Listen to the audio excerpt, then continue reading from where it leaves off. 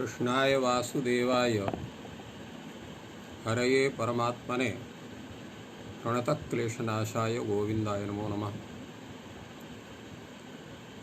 वसुदेवसुतं देवं कंसचाणूरमर्दनं देवकी परमानंदं कृष्णं वंदे जगद्गुरुम्। संस्कृत शौर्यम् इति पटले संबद्धाः समेऽपि विद्वांसः समेऽपि जिज्ञासवः छात्राः समेऽपि सहृदयाः सज्जनाः एतस्य संस्कृत शौर्यम् इति पटलस्य संस्थापकः प्रबन्धकश्च डॉक्टर राजकुमारः। साम्प्रतं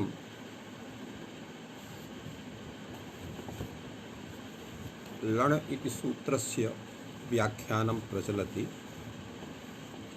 तस्मिन्नेव प्रसंगे तत्र विचारः आगतः यत् रोरि इति सूत्रस्य पदान्ते एव प्रवृत्तिर्न भवति, अन्यथा अजर्घाः इति रूपस्य सिद्धिर्न स्यात् इति भाष्यकारः व्याख्यातवान्। न शक्यः स पदान्तस्य इत्येव विज्ञातुम् इह हि लोपो न स्यात् जग्रधेर्लङ् अजर्घाः। कथमत्र रोर् इत्यस्य लोपः प्राप्नोति इति विचार्यते। तत्र एवम् अस्ति, एतस्य तत्र साधुत्वप्रकारः अजर्घा इत्यस्य। तत्र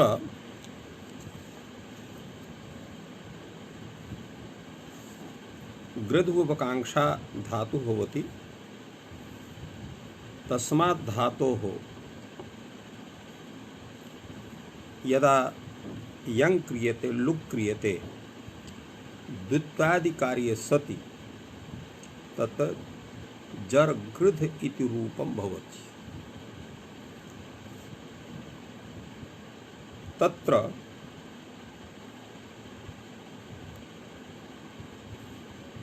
एतस्य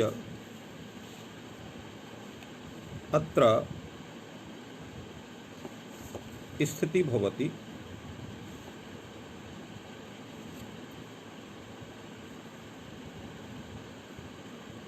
अत्र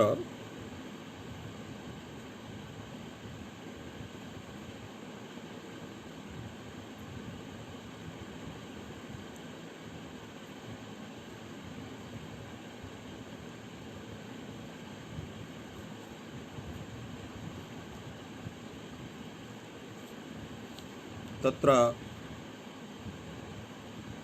जर् गृध् इत्यवस्थायां लुङ्लकारे मध्यम पुरुष एकवचने तत्र अडागमे च कृते सति अजर्गृध् सिप् इति भवति। अजर्गृध् सिप् इत्यवस्थायां पकारस्य लोपे सी घटकस्य इकारस्य जो लोपे अजर्गृध् स इति अवस्था भवति। अजर्गृध् स इत्यवस्थायां तत्र अत्र ग्री घटकः यः रेफ तत्र ऋकारः तस्य गुणे कृते सति पुगन्तलघुति सूत्रेण रपरे च कृते सति अजर्गर्ध स इति रूपं भवति। अत्र यः सिप् सकारः तस्य हल्ङ्याभ्यो दीर्घासूत्रयुक्तं हल् सूत्रेण लोपः भवति। अजर्गृध् इत्यत्र एकाचो वशुभः जसन्तस् धोः इति सूत्रेण भष्भावः भवति। तो भष्भावात्र गकारस्य स्थाने घकारः भवति। तेन अजर् घृध स इति जायते। अत्र यः धकारः वर्तते तस्य चर्त्वं भवति पदान्तत्वात्। तो चर्ते सति अत्र माने पूर्वं जस्त्वं भवति, जत्वे सति तत्र जकारः भवति, धकारस्य जस्त्वे जकारः, तत्र चर्त्वे सति तो चर्त्वे सति अत्र तत्र चर्त्वस्य प्राप्तिः भवति। तदा चर्त्व विकल्पे प्राप्ते पूर्वदेव अत्र किं भवति, जर ग्री जर गर द इत्यवस्थायामेव एकं सूत्रं वर्तते दश्च। तो सिपि दस्, तो सिप सिप पर रहते दश इति सूत्रेण अत्र रुत्वं भवति। अत्र जर गर जर घर इति जायते। तदा अजर घर र इत्यवस्थायां रोरि इत्यनेन पूर्वरेफस्य लोपः भवति। लोपे सति ढलो पूर्वस्य दीर्घोण सूत्रेण दीर्घः भवति, अजर्घार इति भवति। रेफस्य विसर्गे सति अजर्घाः इति रूपं जायते। तो अत्र अजर्घर र इत्यवस्थायां या रोर् इत्यस्य प्राप्ति भवति। अत्र रेफः पदान्तः नास्ति, अतः अस्य लोपश्चेत् न स्यात्, तर्हि अजर्घाः इति रूपमेव न सिद्ध्येत्। अनेन ज्ञायते यत् रोर् इत्यस्य पदान्तरेफस्यापि लोपे उपयोगः भवति, अर्थात् तस्य प्रवृत्तिः भवति। अथ च अपादान्तस्य पदान्तस्य रेफस्य लोप विषयेपि तस्य सूत्रस्य प्रवृत्तिः भवति। अतः उभयत्र एतस्य प्रसंगः। चेत् पदान्ते एव लोपः इति वक्तुम् इति उच्यते, तर्हि अजर्घः इति रूपस्य सिद्धिः न स्यात्। तत्रोच्यते भवतु नाम अत्र दोषः न भवेत्, किन्तु यदा पर्णकारेण अत्र वर्णप्रः इत्यत्र नकारः स्यात्, तो मातॄणां पितॄणाम् इत्यत्र रपरत्वं प्रसज्यते। कथम्? अत्र मातृशब्दः पितृशब्दः, तस्मात् षष्ठी बहुवचने आम् इति प्रत्यये नुडागमे मातॄणां पितॄणाम् इति भवति। नाम इति सूत्रेण अत्र दीर्घः भवति। स च दीर्घः ऋकारस्य स्थाने भवति। तो ऋकारस्य स्थाने यः दीर्घः भवति स दीर्घः ऋकारः भवति। तो अत्रापि यदा पूर्वणकारेण पर्णकारेण अत्र नत्वं क्रियते, तर्हि रि इति स्थाने विधीयमानः अण् भवति रि इति दीर्घः रि। सः रपरः सन्ने प्रवर्ते, तत्र रपरः स्यात्, तेन मातॄणां मातॄणां पितॄणाम् इति रूपं स्यात्, मातॄणां पितॄणाम् इति रूपं न स्यात्।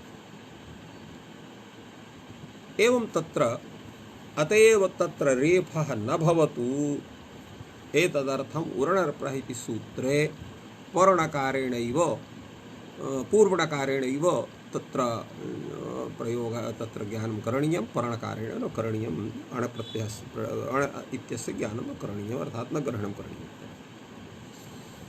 अत्र भाष्यकारः तस्यापि समाधानं वदति। आचार्य प्रवृत्तिर्ज्ञापयति नात्र रपरत्वं भवति इति यदयं ऋत इद्धातोः इद्धातु ग्रहणं करोति। ऋत इद्धातोः धातु संबंधी यः ह्रस्वः ऋकारः तत्स्थाने इत्त्वं भवति इति सूत्रार्थः। तत्रापि ऋदन्तस्य अङ्गस्य धातुः ऋदन्तस्य अङ्गस्य इत्त्वं भवति। अत्र चेत् धातुग्रहणं किमर्थं? केवलम् एतदेव सूत्रं स्यात् ऋत इत्। तो धातुग्रहणम् अतएव वर्तते यत् प्रातिपदिकसम्बन्धी यः ऋकारः तस्य स्थाने इत्त्वं न स्यात्। तत्र कुत्र दोषः स्यात्? मातॄणां पितॄणाम् इत्यत्र दोषः स्यात्। यतो हि अत्रापि मातृयाम इति अवस्थायां मातृशब्दस्य अंगसंज्ञा भवति अम्परे। अत्रापि अंगस्य तत्र सत्वात् अत्र इत्तस्य प्राप्तिः भवेत्। यतोहि अयं धातुः नास्ति, प्रातिपदिकं वर्तते मातृशब्दः, तो तत्र प्रवृत्तिर्न स्यात्, अतएव अत्र धातुग्रहणं कृतं वर्तते। किन्तु यदा दीर्घरूपः यः आदेशः भवति तत्र उरणरपरायि सूत्रे परेणकारेण अण्ग्रहणं स्यात्, तर्हि यह यद् दीर्घविधानं वर्तते तत्रापि रेफः स्यात्। तदा सिद्धः यः मातॄणां पितॄणाम् इति शब्दः तत्र एकदेशविकृतिमन्यवत् इत्यनेन मातृ इति शब्दं प्रकृतित्वं स्वीकृत्य तत्र अंगसंज्ञायाः परिकल्पनं विधाय अत्र मातृर्म पितृर्म इत्यवस्था स्यात् रेफे सति। तेन हृदन्तत्वाभावात् मातॄणां पितॄणाम् इत्यत्र स्वयमेव अत्र ऋत इत् धातु इति सूत्रस्य प्राप्तिः न स्यात्। पुनः धातुग्रहणं किमर्थम्, अर्थात् धातुग्रहणं तत्र व्यर्थं स्यात्। तद्धातुग्रहणं व्यर्थं सद् ज्ञापयति यत् उरणरपरः इति सूत्रे अणप्रत्याहारः पूर्वेण नकारेण गृहीते न परेण। फलतः अत्र पूर्वेण एव नकारेण ग्रहणं भवति, अत्र दोषः न जायते। धातु अतएव कथयति धातुग्रहणस्य एतत् प्रयोजनम् इयमाभूत् मातॄणां पितॄणां यदि चात्र अपरत्वं स्यात् धातुग्रहणम् अनर्थकं स्यात्। अपरत्वे कृते अनन्यत्वात् इत्त्वं न स्यात्। अनन्यत्वात् अर्थात् तत्र ऋकारान्तत्वाभावात् इत्त्वं न स्यात्। पश्यति तु आचार्यः नात्र अपरत्वं भवति, अतो धातुग्रहणम्। आचार्यः नाम पाणिनिः, सः जानाति यत्र अपरत्वं यतोहि दीर्घः भवति। उरणरपरः इत्यत्र यः अण् सा पूर्वेण कारेण गृह्यते स अण् प्रत्याहारः न तु परेण नकारेण, अतः अत्र दीर्घेऽपि रेफत्वं न स्यात्, एतदर्थम् अत्र धातुग्रहणं वर्तते इत्यर्थः। तर्हि उच्यते इहापि तर्हि प्राप्नोति चिकीर्षति जिहीर्षति, अत्र इत्त्वं भवति। तो अत्र ऋत इत् धातुः इति इत्त्वं यद् भवति धातुग्रहणे ऋकारस्य दीर्घः अत्र भवति न रपरः इति ज्ञापनात् अत्रापि अर्थात् चिकीर्षति जिहीर्षति इत्यत्रापि न प्राप्नोति, अर्थात् ऋत इत् धातुः इत्त्वं न प्राप्नोति इत्यर्थः। कथम् अत्रापि हि रेफः स्यात् तत्र दीर्घे सति। तत्रोच्यते मा भूदेव, अर्थात् अत्र दीर्घ इहापि तर्हि न प्राप्नोति चिकीर्षत् जिहीर्षत् इत्यत्र कथयति, अर्थात् क्रीसो इत्यवस्थाम् अज्जनिति दीर्घे रपरत्वे कृते ऋकारान्तत्वाभावात् अत्र इत्त्वं न स्यात्। तदा उच्यते मा भूदेव भवतु नाम, यतो यत्र यदा रेफः भविष्यति उपधायाश्च इति सूत्रेण अत्र दीर्घः भविष्यति। यतोहि रेफवान्तोपधायाः तत्र उदाभूतस्य इकः दीर्घः भवति, यत्र दीर्घः स्यात्, तदा अत्र न दोषः। तो इहापि तर्हि प्राप्नोति मातॄणां पितॄणाम्, अत्रापि दीर्घः प्राप्नोति, अत्रापि तत्र इत्त्वं प्राप्नोति। तस्मादत्र धातुग्रहणं कर्तव्यम् एव रूपेण अत्र धातुग्रहणस्य साधुता साधिता। अतः अत्र उरणरपरः इति सूत्रे परेण णकारेण अण्ग्रहणेऽपि दोषः नास्ति इति भगवता भाष्यकारेण प्रतिपादितं परमतेन, सिद्धान्तमतेन नास्ति। तत्रोच्यते एवं तरी सामर्थ्यात् पूर्वेण न परेण तथापि सामर्थ्यात् यतो हि अणग्रहणं यत् वर्तते तादृश अणग्रह सामर्थ्यात् इति कल्प्यते। अत्र पूर्वेण कारेण एव अणग्रहणं वर्तते परेण कारेण नास्ति। यदि परेण स्यात् अत्र अणग्रहणम् अनर्थकं स्यात्। यतो हि परेण कारेण यः अण प्रत्याहारः तस्य परिधावनं लण घटक नकारं यावत् वर्तते तत्र ह व र ल एतेषामपि संग्रहणं स्यात्। तेषां तत्र आवश्यकता नास्ति। अतः अण इत्यत्र अच इति प्रत्याहारः स्वीक्रियेत। तेन उरणरप्रः इत्यते उरज्रपरः इत्येव सूत्रं स्यात्। किन्तु तन्न कृतवान् सूत्रकारः, अत्र अणग्रहणं कृतवान्। तत् अणग्रहणसामर्थ्यात् इत्थं कल्प्यते यत् पूर्वेण णकारेणैव अत्र अणप्रत्याहारः ग्राह्यः न तु परेण णकारेण। तो एवं यत्र यत्र सूत्रेषु अणप्रत्याहारस्य ग्रहणं वर्तते तत्र पूर्वेण कारेण परेण कारेण वा एतस्य सम्यक् विवेचनं विहितं केवलम् अणुदित सूत्रं विहाय। अतः अत्र अणुदित सूत्र विषयेपि विचारः प्रवर्तते। अस्मिन् स्तर्हि अणग्रहणे संदेहः। अणुदित सवर्णस्य च प्रत्ययः। अत्र अण प्रत्याहारः पूर्वेण णकारेण भवेत् परेण णकारेण भवेत् इति प्रश्नः भवति, जिज्ञासा भवति। भाष्यकारः समादधाति असंदिग्धं परेण न पूर्वेण। अत्रापि असंदिग्धं वर्तते। अत्रापि अणुग्रहणं परेण णकारेण वर्तते, अत्र न तु पूर्वेण णकारेण। कुत एतत् अर्थात किमर्थम अत्र परेण णकारेण गृह्यते अण प्रत्याहारः पूर्वेण न गृह्यते। तो सवर्णे अण तपरम ह्युर्रित्,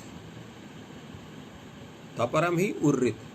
उर्रित् इत्यत्र रित् इत्यतपरकरणं विहितं तत् तपरग्रहणं तपरकरणं व्यर्थं सज्ञापयति यत् अणुदित सवर्णस्य प्रत्यय सूत्रे परेण णकारेण अणग्रहणं। यतो हि यदा अण प्रत्याहारः पूर्वेण णकारेण स्यात् तर्हि ऋकारः तत्र 30 सवर्णानां संज्ञा भवति। ऋकारः 30 तत्र 30 लृकाराणां संज्ञा भवति। ए ओ अयौ द्वादशानां संज्ञकाः भवन्ति। एतस्य ज्ञापकं किं सूत्रं स्यात्? अत्र उर्रित् यत् तपरकरणं वर्तते तेन तपरकरणेन ज्ञायते एतस्मिन् सूत्रे परेणैव णकारेण अणग्रहणं वर्तते न तु पूर्वेण णकारेण। अतएव सवर्णेन तपरम उर्रित् इति वार्तिकं वर्तते, श्लोकवार्तिकम्। तस्य व्याख्यानं भगवान् भाष्यकारः विदधाति यदयम् उर्रित् इति ऋकारे तपरकरणं करोति तद्ज्ञापयति आचार्यः परेण न पूर्वेण। तो एवं रूपेण यत्र यत्र अण प्रत्याहारस्य ग्रहणं वर्तते तस्य सर्वस्य विवेचनं भगवता भाष्यकारेण कृतम्। अर्थात् अणुदित सवर्णस्य प्रत्यय इति सूत्रं विहाय सर्वत्र पूर्वेण णकारेण अण प्रत्याहारस्य ग्रहणं वर्तते।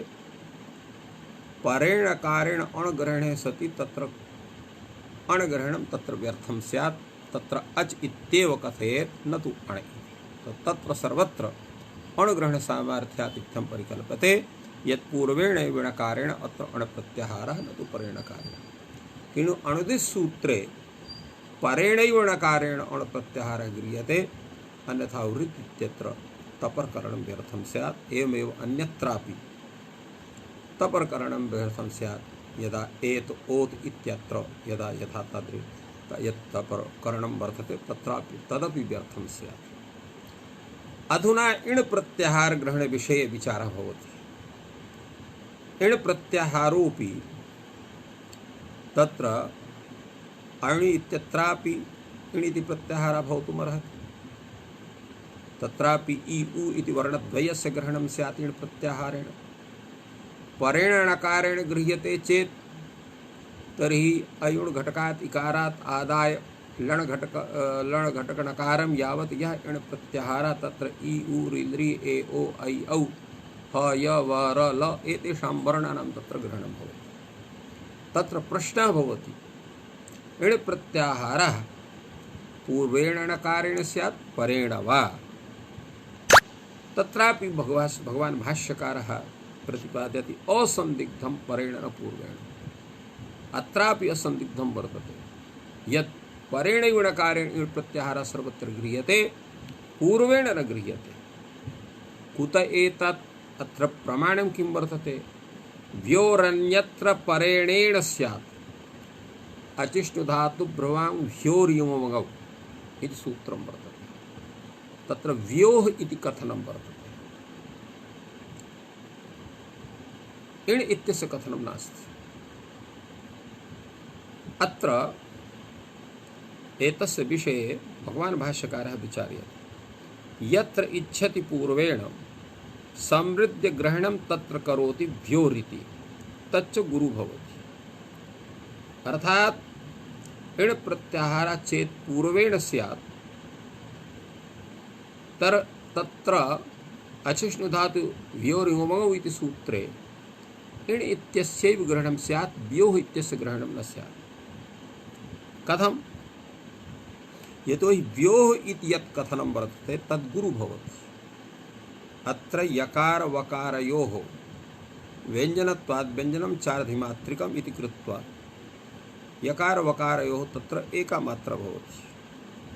ओ इत्यस्य मात्राद्वयम् आहत्य तत्र मात्रात्रयं जायते। अत्रापि तत्र कथयति तत्र विभक्तिदेशे समृद्ध ग्रहणे चार्धचतस्रो मात्रा। अतः विभक्ति से, यतोहि तत्र विसर्गस्यापि एका मात्रा वर्तते, एका मात्रा भवति। तत्र सार्धचतस्रः मात्रा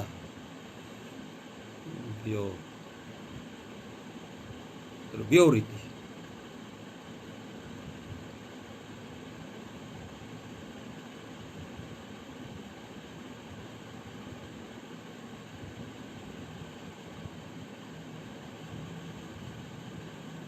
एवं तत्र चार्धचतस्रु मात्राः इत्यस्य अर्थः कः वर्तते?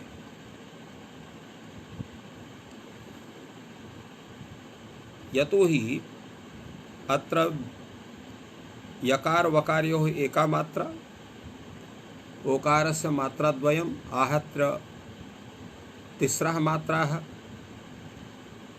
एवं तत्र विसर्ग से अर्धमात्रा, तो आहत्य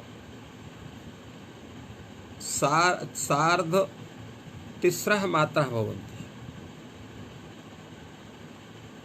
अत्र सार्धचतस्रः मात्राः कथम्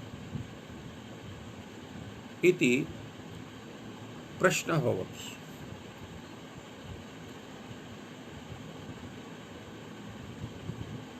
अत्र प्रत्याहार ग्रहणे तिस्रः मात्राः इति उक्तं वर्तते।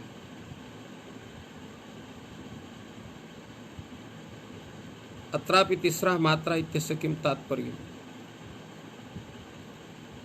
अत्र मात्रात्रयं तु तत्र गृहीतं, चतुर्था मात्रा अर्धा इति कृत्वा चार्धचतस्रः, अर्धा चतस्रा मात्रा यस्य समुदायस्य स समुदायः अर्धचतस्रः, अर्धा चतस्रः चतस्रा मात्रा यस्य। चतस्र इति शब्दः यद्यपि तत्र अत्र पूर्ण अर्थस्य ग्रहणं न करोति। अत्र अर्धा चतुर्थी मात्रा यस्य एवं समुदायः, तो अत्र चतुर्थी इत्यत्र चतस्रः इति शब्दः, अथवा अर्धेन चतस्रः इति अर्धचतस्रः। चतुर्थी मात्रा तत्र अर्धा भवति यस्य समुदायस्य, एवं रूपेण तत्र विग्रहः कर्तुं शक्यते। अर्धेन चतस्रः इति अर्धचतस्रः, अर्धेन सह चतस्रः इत्यर्थः मात्रा यस्य समुदायस्य, यतोहि तत्र चतुर्थी या मात्रा सा अर्धा वर्तते इति कृत्वा एवं भूतं व्याख्यानम् एतस्य चार्धचतस्रः इत्यस्य, अन्यथा तत्र अपव्याख्यानं स्यात्। तो तिस्रः मात्राः पूर्णाः, तत्र चतुर्थी मात्रा या अर्धा वर्तते, अर्धेन सह चतस्रः, एवं रूपेण अर्चार्थचतस्रः मात्राः इति व्याख्यानं प्रदीपकारेण तत्र विहितम्। अर्धेन चतस्रः चतुर्थी ही मात्रा तत्रार्धमिति। एवमेव तिस्रः मात्राः अत्रापि प्रत्याहारग्रहणे पुनः तिस्रः मात्राः यत्र इणः इति भवति। तिणः इ इत्यस्य एका मात्रा, ण इत्यस्य अर्धमात्रा, अ इत्यस्य एका मात्रा, विसर्गस्य अर्धमात्रा इति आहत्य अत्र तिस्रः मात्राः भवन्ति स्वयमेव। इकारस्य एका मात्रा, णघटकस्य अकारस्य एका मात्रा इति द्वे मात्रे, णकारस्य अर्धमात्रा, विसर्गस्य अर्धमात्रा आहत्य तिस्रः मात्राः, तो तिस्रः मात्रा भवन्ति। प्रत्याहारगणे अर्थात इण् प्रत्याहारगणे पुनः तिस्रः मात्राः इत्युक्तम्। तो सोयमेवं लघीयस्य न्यासेन सिद्धे सति यद्गरीयांसं यत्नम् आरभते तज्ज्ञाप्यति आचार्यः परेण न पूर्वेण। अत्र अचिष्णु धातु भ्रुमायोर्विभङ्गौ इत्यत्र इणः इति वक्तव्य व्योः यत् वक्ति आचार्यः तथा उपदिशति तेन ज्ञायते यदा लघीयसा न्यासेनैव सर्वं सिद्धं भवेत् तर्हि गरीयांसं न्यासं कथम आरब्धवान् सूत्रकारः। तो यदा आरब्धवान् व्योः इणः इति वक्तव्य व्योः इति उक्तवान् तेन ज्ञायते इण इत्यत्र यः प्रत्याहारः वर्तते, इण प्रत्याहारः सः पूर्वेण कारेण न भवितुमर्हति, अपि तु सर्वत्र परेण कारेणैव भवति। पूर्वेण कारेण इणः अभावादेव तत्र व्योः इति गुरु उच्चारणं भगवता सूत्रकारेण विहितं। तत्र अनेन ज्ञायते यत् सर्वत्र इण प्रत्याहारः परेण कारेणैव भवति, पूर्वेण कारेण न भवति, एवं रूपेण समाहितम्। पुनः अपि कश्चन आक्षेपः भवति, किं पुनः वर्णोत्सत्तौ इव अयं णकारः द्विरनुबध्यते। वर्णोत्सत्तिः इति शब्दः, वर्णोत्सत्तिः इति शब्दस्य अर्थः भवति वर्णोच्छेदः, वर्णान्तर अनुबन्धः। अर्थात अनेके वर्णाः सन्ति, सर्वेषु सूत्रेषु ये अनुबन्धाः ते सर्वे अनुबन्धाः पृथक् पृथक् वर्तन्ते। केवलं णकारः एव अनुबन्धः कथं वारद्वयं कथितः वर्तते, अत्रापि कश्चन अन्यः एव वर्णः तत्र कृतः स्यात्। तो वर्णोच्छेदौ विषये कथं णकारः द्विरनुबन्धते, द्विरनुबन्धनस्य आवश्यकता का वर्तते, कथम् अत्र वारद्वयं णकारः उक्तः वर्तते इति प्रश्नः भवति।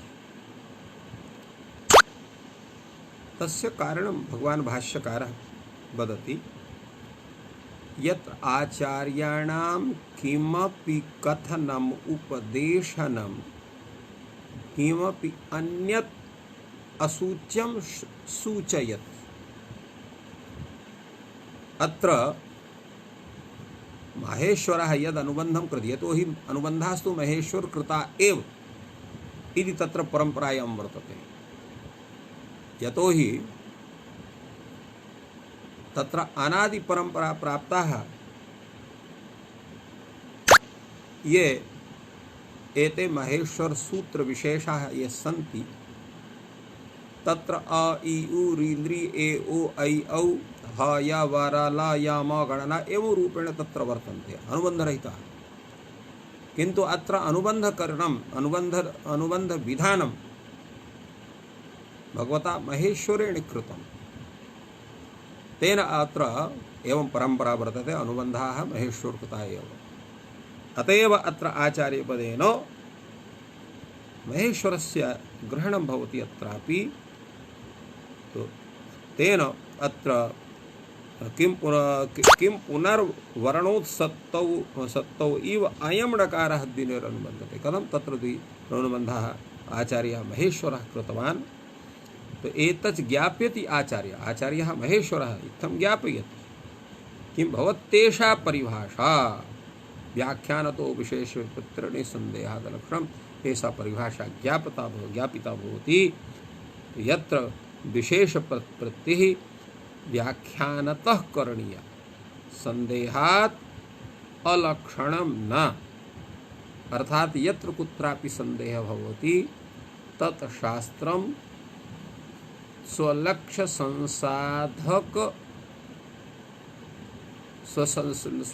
संसाधकार्थ स्वलक्ष्य संस्कारकस्य अर्थस्य अप्रतिपादकं न भवति। यतो हि सर्वत्र संदेहे सति यत्र विशेष प्रतिपत्तिः व्याख्यानतः करणीया एवं रूपेण तत्र ज्ञापयितुम् आचार्यः महेश्वरः इमां परिभाषां ज्ञापयति णकारद्वय सन्निवेशेन व्याख्यानतो विशेष प्रतिपत्तिः निसन्देहः। तो अनेन अस्माभिः व्याख्यायते। अस्माभिः नाम तत्र अस्माभिः पतंजलिभिः अर्थात मया पतंजलिना एवं व्याख्यायते अणुदित सवर्णं परिहाय सर्वत्र सूत्रेषु पूर्वेण अणग्रहणम् और इण प्रत्याहार च सर्वत्र परेण ग्रहणम्। तो अणुदित सूत्रे पूर्वेण परेण अण प्रत्याहारस्य ग्रहणम् तत्सूत्रं विहाय सर्वत्र पूर्वेण णकारेण अणग्रहणं सर्वत्र इणग्रहणं परेण णकारेण भवति। एवं रूपं समाधानं लण् इति सूत्र विषये भगवता भाष्यकारेण सम्यक्तया प्रतिपादितम्। एतस्य सूत्रस्य महाभाष्य व्याख्याने किम् आयातम्। तो अत्र भगवता भाष्यकारेण एतस्मिन् सूत्रे केवलं तत्र एतदेव व्याख्यानं कृतवान् यत् अण् प्रत्याहारग्रहणे सर्वत्र परेणैव पूर्वेणैव अणकारेण अण् प्रत्याहारः गृह्यते। अणुदिति सूत्रे तु परेणकारेण इण् प्रत्याहारः सर्वत्र परेणैव णकारेण भवति पूर्वेण कारेण न भवति इति एतत् प्रतिपादनं वर्तते। अन्येषु वर्णेषु सत्स्वपि णकारस्य यद्विरनुबन्धत्वं विहितं तस्य कारणं वर्तते व्याख्यानतो विशेषविपत्तिः निसन्देहादलक्षणम् इति परिभाषायाः ज्ञापनम्। एवं रूपेण एतस्य सूत्रस्य व्याख्याने भगवता भाष्यकारेण इत्थं सिद्धान्तद्वयं प्रतिपादितम्। अधुना सूत्रं वर्तते यम गणनं झभे। सर्वाणि माहेश्वर सूत्राणि भगवता भाष्यकारेण व्याख्यातानि आसन इति वक्तुं शक्यते।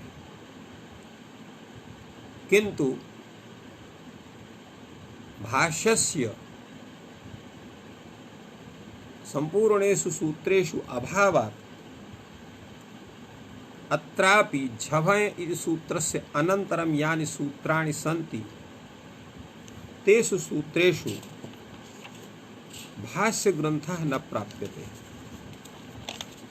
अतः अयुण रिल्द्रिक ए ओंग ऐ औच हैवर्ट लण यमगणनम झभय। एतेषु अष्टसु सूत्रेषु महाभाष्यं वर्तते। तत्रापि एवं ऐ औच इति सूत्रद्वयमादाय भाष्यं वर्तते।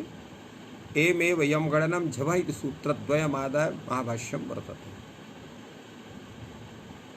शेषेषु चतुर्सूत्रेषु पृथक् पृथक् महाभाष्यग्रन्थः वर्तते।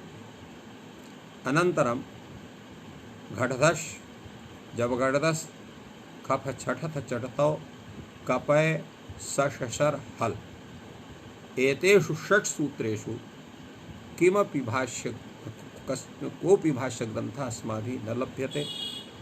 यद्यपि एतेष्वपि सूत्रेषु तत्र काशिकादि ग्रन्थेषु व्याख्यानमस्ति, किन्तु भाष्यग्रन्थः नास्ति।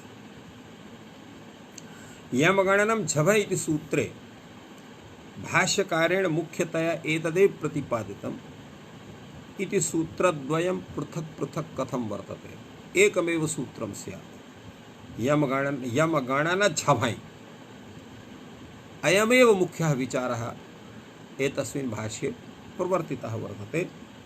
अतएव अत्र प्रश्नः एव तथैव भवति, किमर्थम् इमौ मुखनासिका वचनौ वर्णौ उभौ अपि अनुबन्ध्येते न यकार एव अनुबन्ध्येत।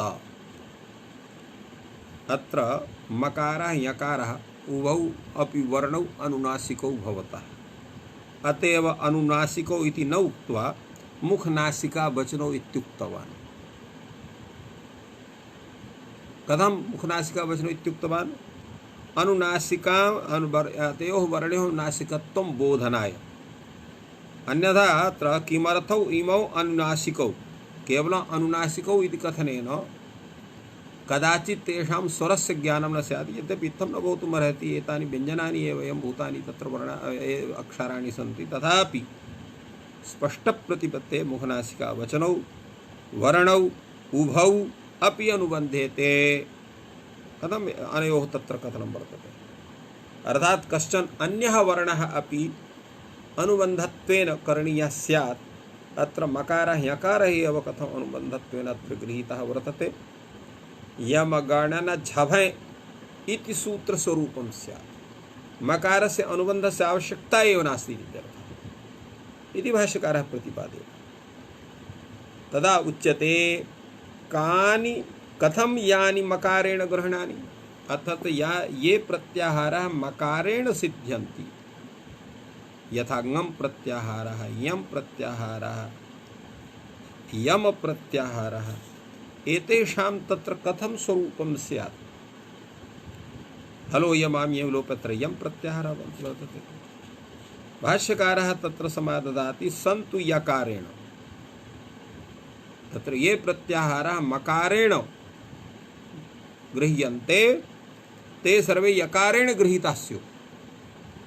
अर्थात यम प्रत्याहारः हलो यमामेव लोपेतर यम इत्यवर्तते, तत्र यकारः स्यात्। हलो ययाम यञ् लोपः इति सूत्रं स्यात्। तदा उच्यते नैवं शक्यम्, इत्थं न भवितुमर्हति। झकार भकारयोरपि झकार भकारयोः लोपः स्यात्। तात्पर्यं किं वर्तते? यथा यकारे परे पूर्वस्य यकारस्य लोपः भवति, हलो यमामेपि लोपः सूत्रेण यम प्रत्याहार घटकस्य लोपः भवति यम प्रत्याहारे परे इत्यर्थः जायते। तो अत्रापि क्वचित् झकारात् झकारे परे पूर्वस्य झकारस्य लोपः स्यात्, भकारात् भकारे परे क्वचित् भकारस्य लोपः स्यात्। अयं दोषः स्यात्। अतएव अत्र मकारेण प्रत्याहारः विहितः इति वक्तुं शक्यते। भाष्यकारः प्रतिपादयति एवं भूतः कश्चन प्रयोगः एव न वर्तते यत्र झकारात् झकारः परे स्यात्, भकारात् भकारः परे स्यात्, तत्र च अनेन सूत्रेण लोपः प्रसज्येत। यदा प्रयोगाः एव न सन्ति तर्हि तेषां लोपाभावात् दोषोऽपि नास्ति। अतः अत्र मकारः न करणे एकमेव सूत्रं सूत्रद्वय मध्ये करणीयं भिन्नं भिन्नं सूत्रं न करणीयम् इत्यादि। पुनः उच्यते पुमः खय्यं परे अत्र अं प्रत्याहारः तत्र कथं स्यात् तदा उच्यते एतदप्यस्तु यकारेण पुमः खय्यं परे एवं स्यात् खय्यं इत्यतः खय्यं परे इति स्यात् न कश्चन दोषः तत्रापि स्यात्। तदापि उच्यते नैवं शक्यं झकार भकारे परेपि खै रूह प्रसज्येत अर्थात अम पर खै परे रहते अम पै खै परे पुमः मकार से रूप होती तो एवमेव झकार भकार परे खै पुमः मकार से रुत्वं स्यात् अतः तत्र अशुद्धः प्रयोगः स्यात् स न भवेति कृत्वा अत्र मकारः अनुबन्धाय गणनमित्यत्र कृतः वर्तते। तत्रापि उच्यते न झकार भकार परः खय अस्ति कुत्रापि खय प्रत्याहारः एवं भूतः नास्ति यस्मात् परः झकारः भकारः वा भवेत् एवं भूतः कश्चन प्रयोगः एव नास्ति तर्हि तत्रापि न कश्चन दोषः। तदा उच्यते कथं गमो ह्रस्वादिजिगमो नित्यम् अर्थात तत्र गम प्रत्याहारः अत्र न स्यात् तत्र एतस्य प्रत्याहारस्य सिद्धि कथं स्यात् यं वर्णम् इत्यत्र मकारः न चेत् स्यात्। तदा उच्यते एव एतदप्यस्तु यकारेण अयमपि प्रत्याहारः मकारात् न भवतु गम इत्यस्थाने ङय इति प्रत्याहारः भवतु ङयो ह्रस्वादचि ङयुण नित्यम् इति स्यात्। अत्रापि स एव दोषः अत्रापि भगवान् भाष्यकारः प्रदर्शयति नैवं शक्यं झकार भकारयोरपि पदान्तयोः झकार भकारौ आगमौ स्याताम् यथा तत्र ङकारे परे प्रत्यङ्गात्मा इत्यत्र अचि परे प्रत्यङ्ग इत्यत्र ङकार संगुट इत्यस्य आगमः भवति सन्नच्युतः इत्यत्र नुड् आगमः भवति एवं सुगण ईशः इत्यत्र नुट् इति आगमः भवति तो गुट णुट् नुट् एते आगमः भवन्ति अचि परे गकारात् अचि परे णकारात् अचि परे नकारात् अचि परे। अत्र यदा ङ इति प्रत्याहारः स्यात् तर्हि भकारात् परस्य यः अच् भकारात् परः यः अच् झकारात् परः यः अच् तस्य झूट इति आगमौ स्याताम् तन्न भवेताम् इत्यर्थं तत्र मकारेण सह अनुबन्धः करणीयः इत्युच्यते। तदा उच्यते न झकार भकारौ पदान्तौ स्तः अर्थात यदा झकारः पदान्तः स्यात् भकारः पदान्तः स्यात् तर्हि जस्त्वेन सह जकारः बकारः भवेत् पदान्ते झकार भकारौ स्थितिरेव कुत्रापि न भवितुमर्हति अतः अत्र दोषः न स्यात्। तदापि उच्यते एवमपि पञ्चागमः त्रयः आगमिनः वैषम्यात् संख्यातानुदेशो न प्राप्नोति यतो हि अत्र पंचागम आगमः पंच स्युः आगमिनः त्रयः स्युः तर्हि वैषम्यं भवति यथा संघमनुदेशानाम् इत्यस्य प्रवृत्तिर्कथं स्यात् तदा उच्यते सन्तु तावत् येषाम् आगमानाम् आगमिनः सन्ति तो अनेन किं येषाम् आगमानाम् आगमिनः सन्ति तत्र आदेशो भवतः ये न सन्ति तत्र न भवतः झकार भकारौ पदान्तौ न स्तः इति कृत्वा आगमौ अपि तत्र न भविष्यतः अतः कश्चन दोषः नास्ति यद्यपि एवं रूपेण साधितं यमगणनम् इत्यत्र मकारानुबन्धस्य आवश्यकता नास्ति तथापि यथा पूर्वम् अस्माभिः ऋल्लिखित सूत्र विषये तत्र प्रतिपादितं यत् भगवतः भाष्यकारस्य यत् यः विचारः भवति सः कस्यापि खण्डनस्य न भवति, अपि तु एवं भूतः विचारः कदाचित् भवितुमर्हति, भवितुं शक्नोति। अतः तादृशः विचारः तत्र दीयते। किन्तु एवं भूतस्य विचारस्य विधाने यत् ज्ञानकृतं गौरवं तदपेक्षया मकारोच्चारणेन तत्र लाघवं वर्तते इति कृत्वा स्पष्टप्रतिपत्तये सम्यक्तया सारल्येन लक्ष्यसिद्धये यमगणनम् इत्यत्रापि मकारानुबन्धः आवश्यक एव इति वक्तुं शक्यते। अतएव नागेशभट्टः अत्र प्रतिपादयति भगवता तु स्पष्टप्रतिपत्ते अनुबन्धद्वयम् आदर्श। भगवता महेश्वरेण स्पष्टप्रतिपत्ते अर्थात् स्पष्टप्रतिपत्तिर्नाम किम्? तत्र एवं भूत विशिष्ट विचारस्य आवश्यकता न भवेत्, सारल्येनैव शास्त्र प्रवृत्तिः स्यात्। एतदर्थं स्पष्टप्रतिपत्तये अत्र मकारानुबन्धोऽपि कृतः वर्तते इत्येव तत्र समाधानं तत्र भवति। अत्र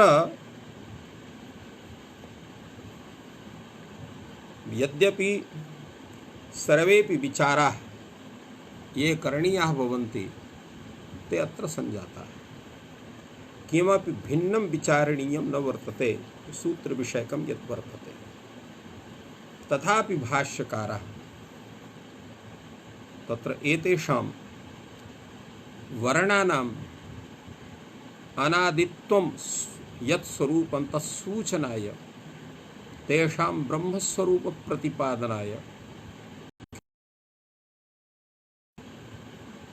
अथ किमिदम् अक्षरमिति, अर्थात् एते अयुण प्रभृतयः ये वर्णाः सन्ति तेषाम् अक्षरमिति संज्ञा कथं वर्तते?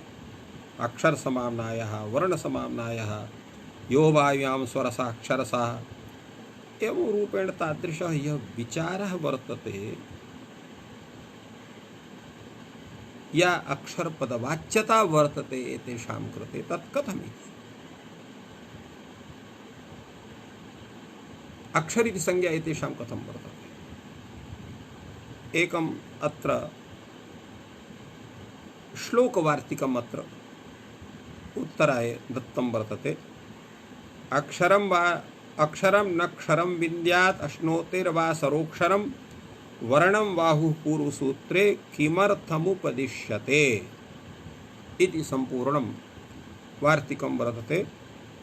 अनन्तरम् एकं वाक्यं तद्वार्तिकमस्ति, वर्णज्ञानं वाग्विषयो यत्र यत्र च ब्रह्म वर्तते तदर्थमिष्टबुद्धिरथं लघ्घर्थं चोपदिश्यते इति वार्तिकद्वयम् अत्र वर्तते। भगवता भाष्यकारेण एतयोः व्याख्यानमपि विहितं। कीदृशं व्याख्यानं? किम् अत्र वक्तुं वाञ्छति भगवान् भाष्यकारः? अत्र उच्यते अक्षरं नक्षरं विन्द्यात्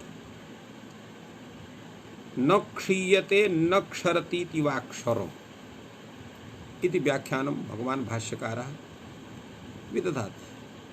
अर्थात् अक्षरशब्दः अत्र क्रियाशब्दः वर्तते, स च नित्यस्य अर्थस्य वाचकः भवति इति तत्र विदधाति। अत्र क्षीक्षये इति धातुः वर्तते, एवं रूपेण तत्र क्षरी इति धातुः वर्तते या अक्षर इति धातुः वर्तते। तो क्षरति धातुः क्षी इति धातुः अत्र विनाशार्थकः। न क्षरति न विनाशं याति न क्षीयते न विनश्यते इति अक्षरम इति नयपूर्वके तस्य रूपं वर्तते। तो एतत् कीदृशं वर्तते? यत् सर्वदैव यत् तिष्ठति, अतएव एतत् ब्रह्म स्वरूपं वर्तते। कैयटः कथयति तच्च ब्रह्मतत्त्वं परमार्थतः नित्यं। तो शब्दो वै ब्रह्म, तत्र अक्षरात्मकः यः शब्दः स ब्रह्मस्वरूपः। तत्र उच्यते अस्य नित्यता कथं स्यात्? यतो हि यदा महाप्रलयः भवति तदा सर्वं नश्यति। महाप्रलय, यतो हि तत्र ये पंचमहाभूताः सन्ति, तत्र पृथ्वीतत्त्वस्य, जलतत्त्वे जलतत्त्वस्य, वायुतत्त्वे वायुतत्त्वस्य, अग्नितत्त्वे नहीं तत्र तत्र तत्र अग्नितत्त्वे, जलतत्त्वस्य अग्नितत्त्वे, अग्नितत्त्वस्य वायुतत्त्वे, वायुतत्त्वस्य आकाशतत्त्वे, आकाशतत्त्वस्य तत्र विलयः तत्र ब्रह्मणि भवति। एतेषामपि तत्र ये गुणाः सन्ति, यथा गन्धः पृथिव्याः, रसः तत्र जलस्य, तेजः अग्नेः, स्पर्शः वायोः, शब्दः आकाशस्य, एतेषां तद्रीत्यैव लयः भवति। एवं रूपेण सर्वेषां लयः परमात्मन् भवति। केवलं परमात्मा एव तिष्ठति, अन्य सर्वं तत्र परमात्मन् एव लीयते। तो एवं महाप्रलय समये शब्दस्यापि सत्ता न तिष्ठति। तो महाप्रलये शब्दस्यापि सत्तायाः अभावात् शब्दस्य नित्यत्वं कथं भवितुमर्हति इति कश्चन प्रश्नः भवेत्। एतस्मिन् विषये तत्र नित्यता विषयेपि तत्र तादृशः विचारः भवति। तावत् यावत् ब्रह्माण्डं तावत् यत् तिष्ठति तन्नित्यम्। अर्थात महाप्रलय समय यद्यपि सर्वं नश्यति, शब्दोपि तथैव जायते। तो यतो हि यावत् व्यवहारः तावत् शब्दस्य अपि स्थितिर्वर्तते। व्यवहारः तत्र प्रलयपर्यन्तं तिष्ठति जगतीय व्यवहारः। अतः व्यवहारनित्यता एतस्य स्वीकरणीया। एवं रूपेण कैयटः अपि प्रतिपादयति व्यवहारनित्यतया वर्णपदवाक्यस्फोटानां नित्यत्वं जातिस्फोटस्य वा। तो व्यवहारनित्यतया, यतो यावद् व्यवहारः तावत् शब्दः। तो किं यावद् व्यवहारः? यावत् सृष्टि तावत् व्यवहारः।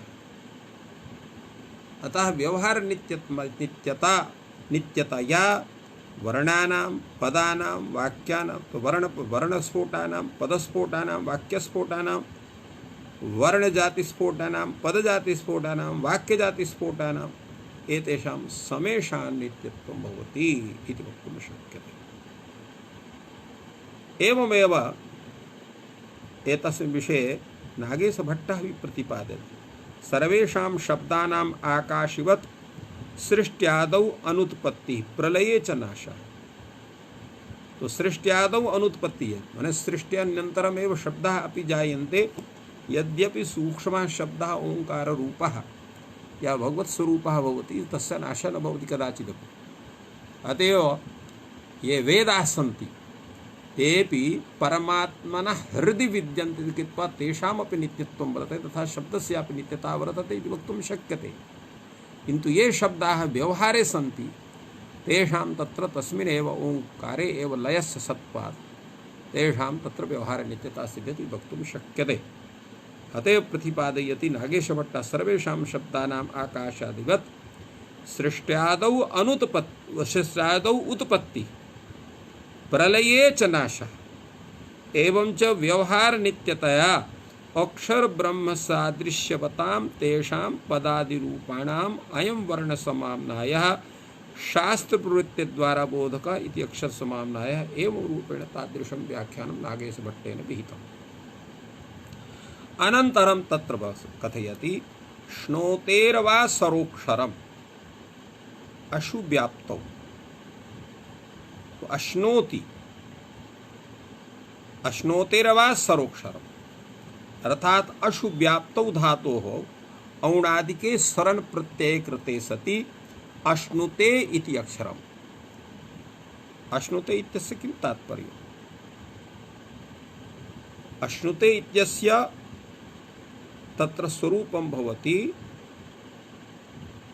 जगति ये पदार्थाः, ये तेषां यत् स्वरूपं नाम रूपं तत् अश्नोति, अर्थात यह तान पदार्थान बोधयति व्याप्नोति। तत्र अर्थम अश्नुते व्याप्नोति इति अक्षरम, इति अक्षर शब्द से अर्थात अशु व्याप्तौ धातोः औणादिके सरण प्रत्यय कृते सति अक्षर शब्दः सिद्ध्यति इति तस्य स्वरूपं भवितुमर्हति। अश्नोतिर्वा पुनः अयम औणादिकः सरण प्रत्यय अश्नुते इत्यक्षरम् एव रूपेण भाष्यकारः अक्षर शब्दस्य द्वितीयं व्याख्यानं दत्तवान्। वर्णं बाहुः पूर्वसूत्रे अथवा पूर्वसूत्रे वर्णस्य अक्षरम् इति संज्ञा क्रियते।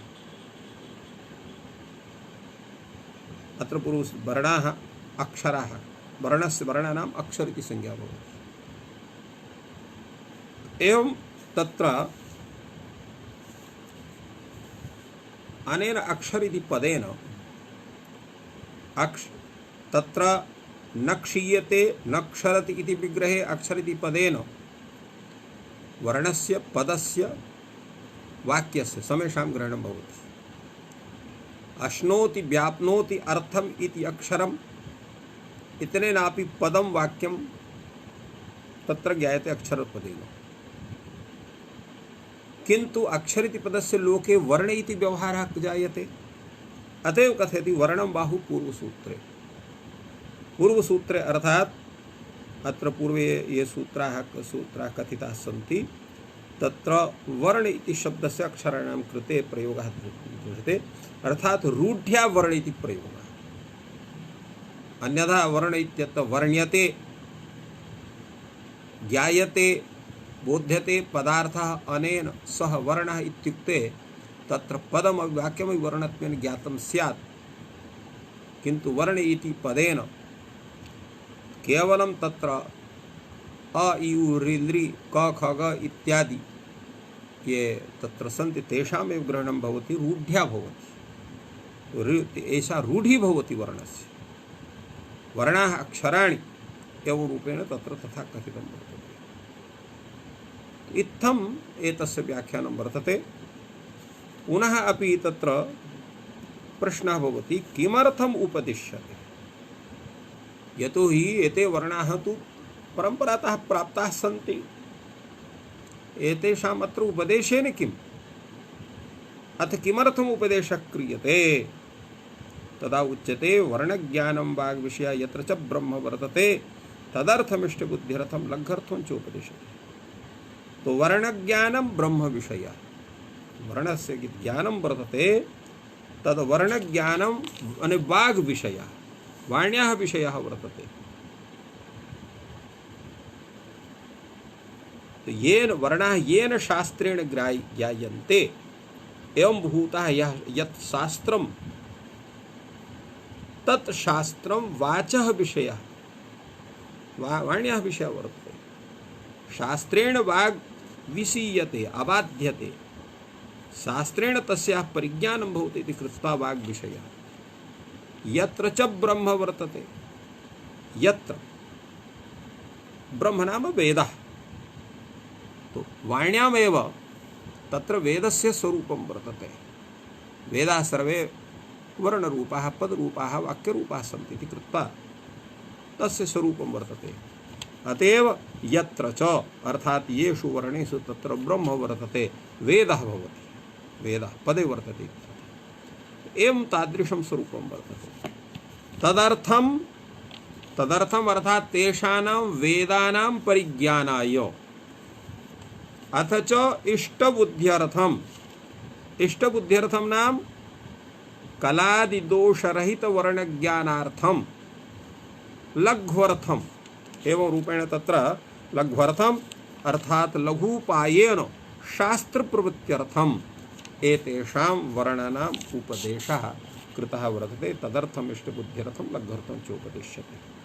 भगवान भाष्यकार एतस्य व्याख्यानं विदधाति। सः अयम् अक्षर समाम्नायः वाक् समाम्नायः, अक्षर समाम्नायः वाणी रूपः वर्तते समाम्नायः, पुष्पितः फलितः चंद्र तारकवत् प्रतिमंडितः वेदितव्यः ब्रह्मराशिः सर्ववेद पुण्य फलावाप्तिश्चास्य ज्ञाने भवति माता पितरौ चास्य स्वर्गे लोके बहीयते इति भगवता भाष्यकारेण प्रतिपादितम्। एतस्य किं तात्पर्यम्? यत् अयम् अक्षर समाम्नायः कीदृशः साक्षात् ब्रह्मराशि रूपः वेद रूपः वर्तते। वाक् समाम्नायः, वाक् समाम्नायः वाणी वर्णैः वाग् व्यवहार विषयः इति वर्तते। पुष्पितः फलितः अर्थात एतस्य दृष्टफलमपि वर्तते अदृष्टफलमपि वर्तते। ब्रह्मराशि ब्रह्म तत्त्वस्य प्रतिपादकत्वात् अयं ब्रह्मराशि वेद रूपः वर्तते। एतस्य अध्ययनेन सर्ववेदाध्ययन कृतस्य फलं प्राप्यते। अतएव अत्र उच्यते सर्ववेद पुण्य फलवाप्तिश्चास्य ज्ञाने भवति माता पितरौ चास्य स्वर्गे लोके मह्यते। इत्यस्य किं तात्पर्यम्? अर्थात एतेषाम् आयुण प्रभृति सूत्राणाम् अध्ययनेन एतेषां ज्ञानेन तत्र शास्त्रस्य यद् ज्ञानं भवति तेन शास्त्राध्ययनजन्यं यत् पुण्यं तेन पुण्येन ये अस्माकं माता पितरौ वर्तेते अन्ये च ये अस्माकं पितराः सन्ति पितृदेवाः सन्ति ते सर्वेपि तज्जन्येन पुण्येन स्वर्गादि उत्तमान् लोकान् प्राप्नुवन्ति इति तस्य तात्पर्यम्। अनेन भगवता भाष्यकारेण अयुण प्रभृति सूत्राणाम् अनादित्वं वेद स्वरूपत्वं स्वीकृत्य एवं भूतं स्वरूपं तस्य उक्तवान्। अधुना अयं तत्र यः एतत् प्रत्याहारान्तिकं यद् वर्तते तस्याः पूर्णता भवति। यस्तने तत्र प्रतिथिः भवति अतः तत्र अवकाशः भवेत्। तत्र अन्यस्मिन् दिने अर्थात् द्वितीयायां तिथौ एका तत्र नंदिकेश्वर काशिका वर्तते। तो नंदिकेश्वर काशिकायाः विषये किंचित् व्याख्यानं भविष्यति। एतेषां चतुर्दशसूत्राणां किम् अन्यत् स्वरूपं वर्तते, कश्च एकः विशिष्टः अर्थः आयाति येन तत्र उद्धरतु कामः सनकादिसिद्धान्। तो सनकादिसिद्धानाम् उद्धरतु कामत्वेन एतानि अयुण प्रभृतीनि सूत्राणि कथितानि भगवता महेश्वरेण। एतस्य किं तात्पर्यम् एतस्मिन् विषये विचारः नन्दिकेश्वर काशिकायां वर्तते। तेषां तत्र विवेचनं द्वितीयायां तिथौ भविता।